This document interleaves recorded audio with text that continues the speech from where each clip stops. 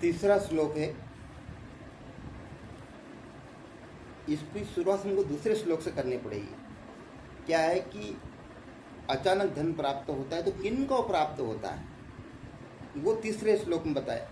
अनृत्वे ही समुत्कर्षो राजगामी चपे सुनम, अर्थात जो झूठ बोलकर उन्नति करता है, झूठ बोल करके बड़े पदों को प्राप्त करता है, जो है नहीं फिर भी जबरदस्ती दिखावा करता है, वो उनको प्राप्त होता है। झूठ बोलकर उन्नति करने वाला व्यक्ति, झूठ बोलकर बड़े पदों को प्राप्त करने वाला व्यक्ति, झूठ बोलकर धन प्राप्त करने वाला व्यक्ति, ऐसा।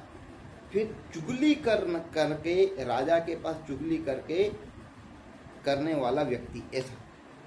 फिर सज्जनों से, बड़ों से मिथ्या आग्रह करने वाला, मिथ्या अर्थात झूठा, आग्रह मतलब हाथ पैर जोड़ करके काम करवाने वाला, ऐसे व्यक्तियों के पास धन तो अचानक आता है पर अचानक चला भी जाता है। ये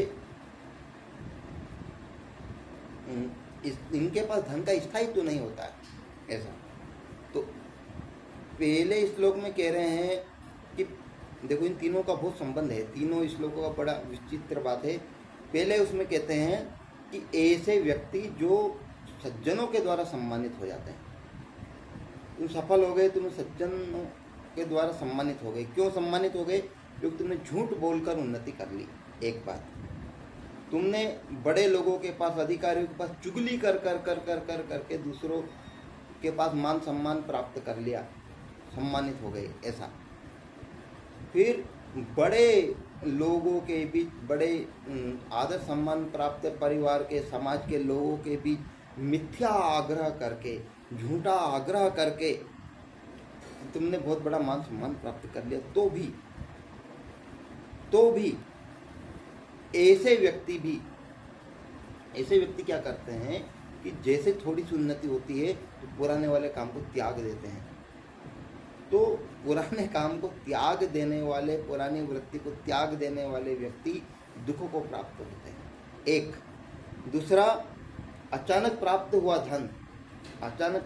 धन जो हमारे पुरुषार्थ के द्वारा प्राप्त नहीं है, उसमें हमारा पुरुषार्थ सम्मिलित नहीं है, ऐसा धन, ऐसे धन को त्याग देने वाला व्यक्ति सुखी होता है। ऐसे धन को त्याग देने वाला व्यक्ति सुखी होता है। और तीन चीजों को त्याग देने वाला व्यक्ति सुखी होता है। पहला है झूठ बोलकर उन्नति करने वाला। अब झूठ बोलकर उन्नति कौन कर रहा है?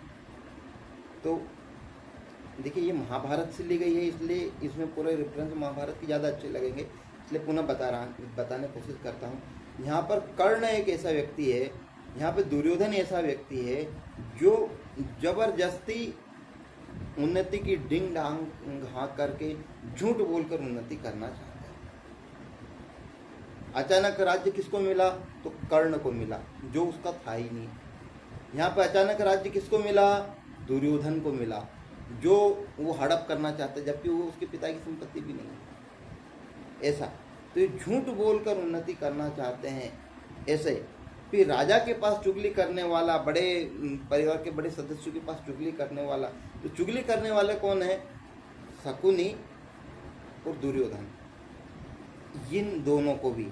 फिर गुरु से मिथ्या आग्रह करने वाला, झूठा आग्रह करने वाला, उनको फंसाने वाला, उनके आशीर्वाद का गलत दुरुपयोग करने वाला व्यक्ति ये शीघ्र ही पतन की गर्त में समा जाते हैं, ऐसा कह रहे हैं कौन? विदुर जी। अब विदुर जी की बात को धृतराष्ट्र समझ पा रहे ये नहीं आ रहा। बाकी इस प्रकार के व्यक्ति यहाँ तो कह रहे हैं कि जो झूठ बोलकर उन्नति करते हैं, जो चुगली करते हैं और जो मिथ्या आग्रह करते हैं, जो गुरु के पास भी कठोर वचन बोलते हैं, ऐसे लोग, मिथ्या आग्रह वाले लोग, ये जो है ऐसे लोग हैं, ये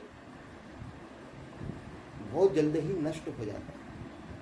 ये गर्त में जाने के उपाय है, ये ब्रह्म हत्या के समान है, ये कह रहे हैं कौन? विदुर जी कह रहे हैं। अब समझते हैं चौथा श्लोक।